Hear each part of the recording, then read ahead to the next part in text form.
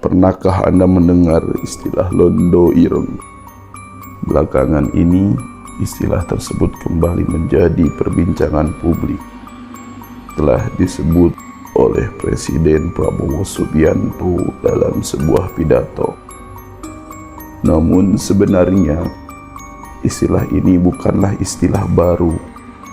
Ia memiliki sejarah panjang yang berawal dari masa penjajahan Belanda di Indonesia. Lalu, siapa sebenarnya Londo Ireng? Dalam bahasa Jawa, Londo berarti Belanda, sedangkan Ireng berarti kulit hitam. Secara harfiah, Londo Ireng berarti Belanda hitam. Sebutan ini diberikan masyarakat pada masa kolonial kepada orang-orang Afrika yang direkrut menjadi tentara kerajaan Hindia Belanda. Mengapa Belanda sampai harus merekrut tentara dari Afrika? Jawabannya berawal dari Perang Jawa yang dipimpin Pangeran Diponegoro pada tahun 1825 hingga 1830.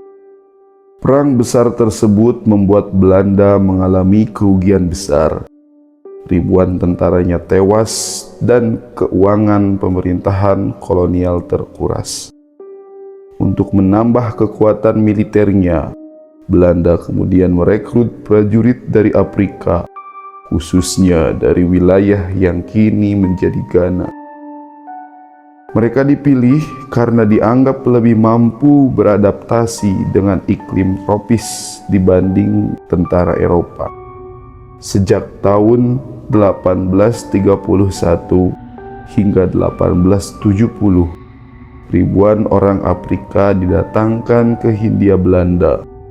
Mereka mengenakan seragam sama dengan Belanda dan memiliki status militer yang setara dengan prajurit Eropa. Dalam berbagai peperangan, termasuk Perang Aceh, mereka ikut bertempur di pihak pemerintahan kolonial Belanda. Karena itulah di mata pejuang kemerdekaan, mereka dianggap sebagai bagian dari pasukan penjajah. Seiring berjalannya waktu, istilah Londo Ireng tidak lagi hanya digunakan untuk menyebut tentara Afrika. Di kalangan masyarakat Jawa, istilah ini juga dipakai untuk menyebut sebagian orang pribumi yang memilih bergabung dengan KNIL dan berpihak kepada pemerintahan kolonial melawan bangsanya sendiri.